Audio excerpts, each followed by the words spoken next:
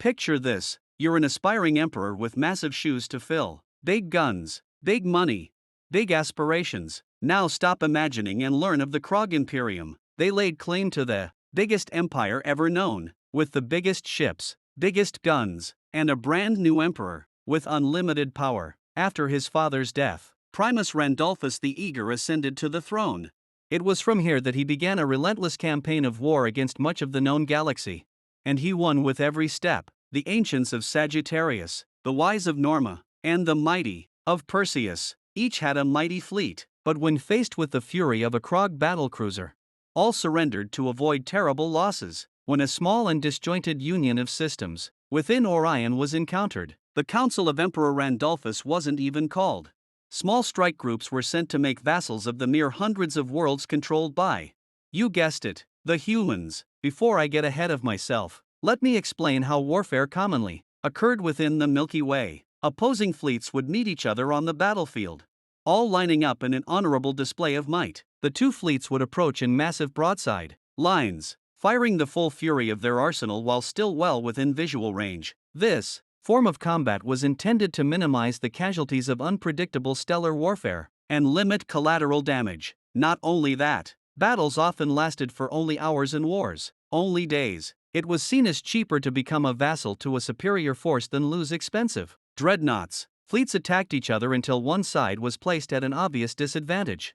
After this, the losing fleet would surrender and retreat for repairs. This process repeats until the winning fleet reaches a substantial system from which the losing fleet doesn't retreat, finally fully surrendering. In most cases, this is the end of hostilities. Now, these tactics weren't used during First Contact but played a critical role in the Krag-Human War. The galaxy had never seen a war last more than a year. No doctrine ever foresaw any possibility of such a horrid war. Logistics were planned accordingly, only enough for a minor conflict with minimal casualties. Noon, not even First Contact species was willing or able to fight a sustained conflict. The mentality of most species was simple: strike first, strike fast, don't get struck. From every world, only those who could adapt to such strategies would thrive, and the tactics of galactic nations reflected this. Humanity went in an entirely different direction from the beginning. It was as if they were forged to be perfect machines of war. It didn't matter if a human was struck, if they struck first, or if they were slow to act. Any species that challenged humanity was destined to fall. If you struck them, they would strike you with everything they had, giving no regard to casualties, only wishing to spite your attempt to come out victorious. After sacrificing everything, they would strike you over and over again until your ability to fight was completely shattered and your empire left in smoldering ruin. As soon as the Krag Imperium decided to attack humanity, their fate had been sealed. Humanity sacrificed every last ship within the system they called Haven just to prevent the capture of the planet Bastion. The subfaction of humans living within this system were outcasts of an authoritarian nation-state. Within the greater banner of the United Nations of Man, the freedom-loving humans fought to the last in a spiteful attempt to prevent their capture, and it succeeded with a terrible cost. The small subjugation fleet was destroyed in full, but the humans lost over 1 million souls for every ship they managed to destroy. I will now play a recording of what is widely regarded to be the most influential speech of all time. The Promise of Vengeance speech delivered by then President Julian Starman of the Free State of Bastion. When we gaze to the stars, humanity has always seen a land of endless opportunity. After the tragic events today, only fear and uncertainty can be seen. When unknown vessels came to our bastion of liberty, we attempted to greet these aliens with all of the hospitality, generosity, and kindness humanity can give. We received only a torrent of plasma once our diplomats reached visual range. Long-range communications picked up only these words. In response, do you submit? The answer was no. Ships began to fire from longer ranges towards our planet. They fired indiscriminately, seemingly going so far as to target civilians. Our brave defenders charged their fleet time and time again until all that remained of these aliens were burning heaps of steel. 15,275,395 of our citizens were killed. Millions more are still missing. 99% of these deaths were civilian. Even as we fought them in the void of space, their weapons continued to fire towards the helpless on the surface. Even as our ships split theirs clean in two.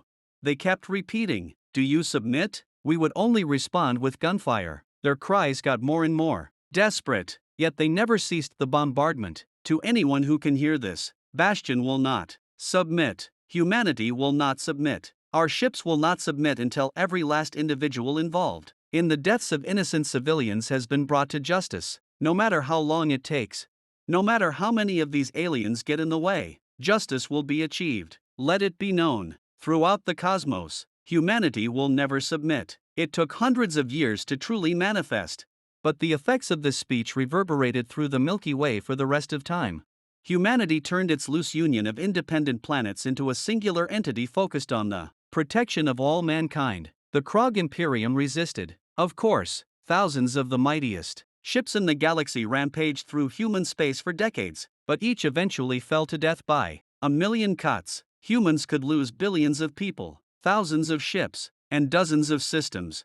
Yet the resource drain was simply too much for the Krog Imperium to bear. The previously loyal vassals sprang up in rebellion, turning the Imperium's fleet against itself. Internal opposition within Krog systems wrought havoc on the Emperor's ability to control his population, and many dozens of worlds declared themselves independent. All the while, humanity festered and grew stronger. The wreckage of Krog ships was broken down and scrutinized to every last atom by human scientists eager to learn their secrets. It wasn't long before the reverse engineered secrets of the once mighty empire came to cast destruction upon the last remaining Krog battlegroups in human space. Primus Randolphus the Eager could only watch in terror as the ancients of Sagittarius, the wise of Norma, and the mighty of Perseus, alongside their newfound human allies, charged into his crown system. His once mighty and revered fleets, still clinging to their honor-bound doctrine of warfare, were cut down like a field of grass. He could only sit on his throne in shame as a human strike group infiltrated his palace and stormed the royal chamber. As he was dragged off of his throne in chains, he stared toward the great murals and portraits of past emperors, wondering if he would be the last. When standing trial for his crimes, he asked the now old and decrepit president, Julian Starman, "Why didn't you just submit like all the rest?" Julian Starman mustered this as a response: "Submission is the acceptance of defeat." There was still light at the end of our tunnel. As long as even one human remains alive in this galaxy, that light will never go out. Humanity will never accept defeat. And if humanity remains undefeated, humanity shall never submit.